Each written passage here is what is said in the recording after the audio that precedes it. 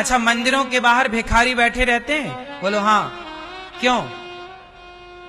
ये कौन है ये भिखारी लोग? उत्तर दो। ये भिखारी लोग कौन है जो मंदिरों के बाहर बैठे मांग रहे, भैया दे दो, 2 रुपए दे दो, 10 रुपए दे दो? कौन है ये लोग? ना, बहुत सारी स्त्रियां, बहुत सारे पुरुष। आप कहते हैं इनका तो धंधा है, पर इसका एक और भी उत्तर है, सुनो। ये जितने भिखारी हैं ये सब पिछले जन्म में सबके सब करोड़पति थे, खूब खूब पैसे वाले थे, पर इन्होंने अपने पैसे का कभी सदुपयोग नहीं किया। पैसा मिला तो अपने बाप की बफौती समझ लिए और शराब पीने लग गए, क्लबों में जाने लग गए। पहले देखो, कुछ लोग पैसा पाते हैं तो पता, पहले के लोग गांव में नचनिया को बुलाते थे, नाचने वाली को। पैसे वाले लोग क्या बुलाता था? बोलो मेरी माँ, नचनिया, नाचने वाली। वो गांव में आया करती थी और गांव के बड़े आदमी लोग पैसे देके उसको बुलाते थे, और बूढ़े लोग मुंह में पैसा फंसाएं 10 रुपया का नोट और कहें ले, ऐसा करते थे ये बुढ़ऊ लोग।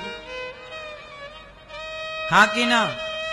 फिर पैसे कहां खर्च हुए? नाचने वाली में। पैसे कहां खर्च हुए? शराब में। पैसे कहां खर्च हुए? गलत कामों में।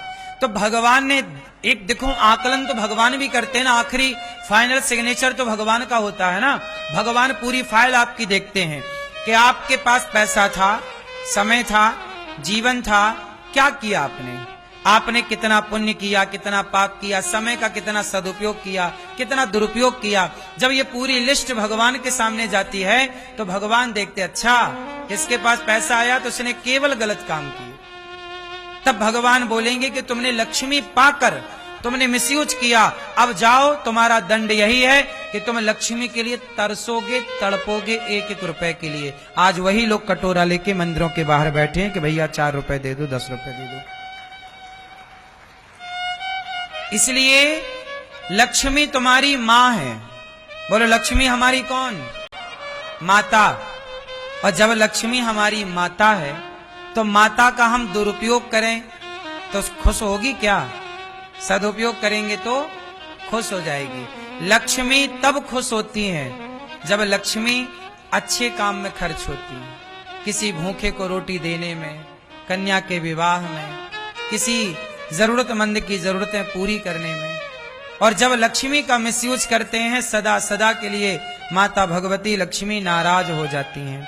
इसलिए पैसा मिले तो उसका दान पुण्य करो, अपने लिए घर मकान बनाओ, 2 पैसे बचाओ, पता नहीं कल समय कैसा आए। व्यर्थ में पैसा उड़ाओ ना। आजकल ना जवान लड़का लड़की ये पैसे की वैल्यू नहीं करते। बाप बेचारा मेहनत से पैसा कमा के रखा, बेटा उड़ा रहा है, 20-20 रुपए की सिगरेट पी रहा है। अब बताओ, धुआं धुआं कर दे रहा है कि नहीं पैसे को? अच्छा बताओ, पैसा मेहनत से आता है कि फ्री में आता है? बोलो, काम करना पड़ता है ना, तपना पड़ता है। लेकिन बच्चे उसे यूं ही उड़ा देते हैं। क्यों? गलती आपकी भी है, आपने बच्चों को सिखाया ही नहीं, ऐसी परवरिश दी ही नहीं कि वो पैसे को जान सकें।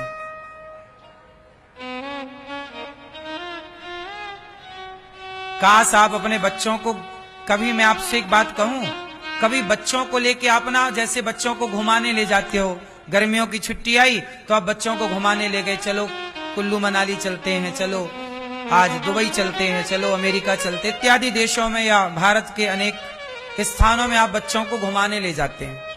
ले जाओ, पर मेरी एक सलाह मानो, मैं आपको एक नई जगह बताता हूं घूमने की। बता दूं?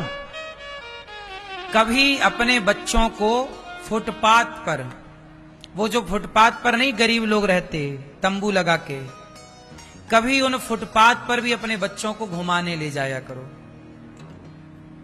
ये सबसे बड़ी शिक्षा है, मानो तो।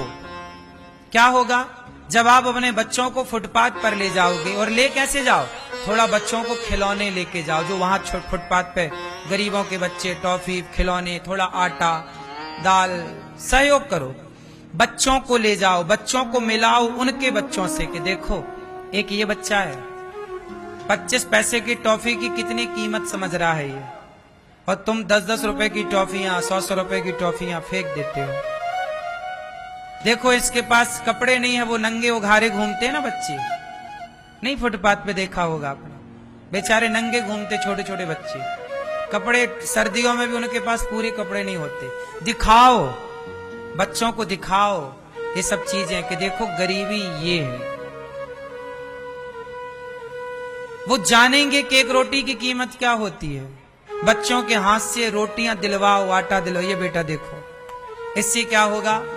ये सबसे बड़ा पाठ है इंसानियत का। वो इंसानों का दर्द समझना सीखेंगे बचपन से।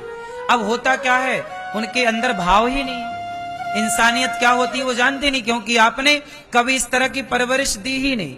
आपने अच्छे से रखा है बच्चों को, मेरे बेटे को कोई कष्ट ना हो। जब उसे कोई कष्ट हुआ नहीं तो वो दूसरों का कष्ट क्या जानेगा। चलो ना हो, भगवान करे आपके बेटे को कोई कष्ट, लेकिन कम से कम वो कष्ट में रहने वाले लोगों को देखे तो सही। देखकर उनकी हेल्प बचपन से करेगा ना तो वो समाज का सहयोगी बनेगा, वो दर्द समझेगा। अब वो इंसान कैसा, मेरी मां जो दर्द ही ना समझे। फिर आपने अपने बच्चों को बनाया क्या, रोबोट बना दिया पैसे कमाने का बस।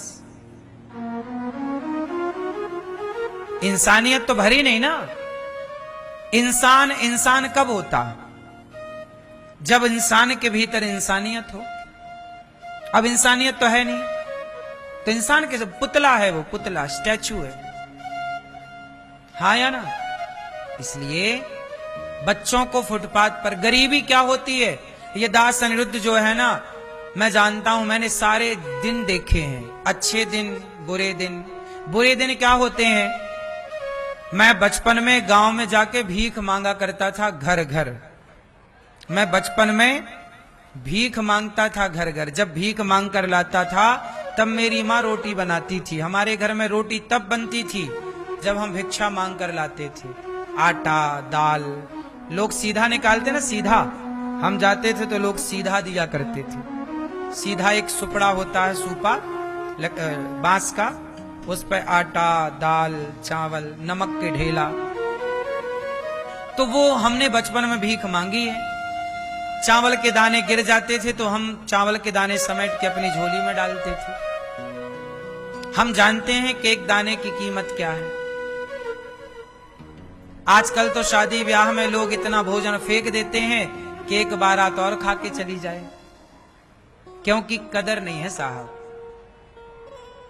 आपने पैसे बहुत कमाए हैं पर चीजों की कदर नहीं की। ना मां की कदर समझ पाए, ना बाप की कदर कर पाए, ना रिश्तों की कदर कर पाए। चलो आज का इंसान पैसा कमाए तो अच्छा है, बुरा नहीं है, लेकिन वो पैसे की कदर भरपूर करता है।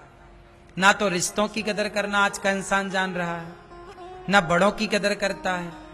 पत्नी की कदर नहीं, पति की कदर नहीं, मां की कदर नहीं, बाप की कदर नहीं, भाई की कदर नहीं। फिर आदमी है क्या, क्या है, क्या चाहता क्या है इंसान, जा कहां रहा है, किस ओर जा रहा है। इसलिए पैसे उतने ही कमाओ जितने से जरूरतें पूरी हो जाएं। बाकी समय जीवन बहुत बड़ा नहीं होता। हमें ज्यादा से ज्यादा 80 साल रहना है संसार में, और खींचतान के 90 साल रहना है बस। इससे ज्यादा कौन रहेगा बताओ। 100 साल पूरी उम्र है, 100 साल से आगे कहां है। पर आज की उम्र 100 भी मानो तो बची गई, बहुत थोड़ी तो बची। इसलिए लड़ाई झगड़ा करके पैसों के लिए रिश्ते बिगाड़ कर ना जियो। पैसे मिल जाएं तो भगवान की कृपा मानो, नहीं मिले तो भी कृपा मानो। हर हाल में अच्छे इंसान बनने की कोशिश करो। भगवान के आश्रित रहना सीखो।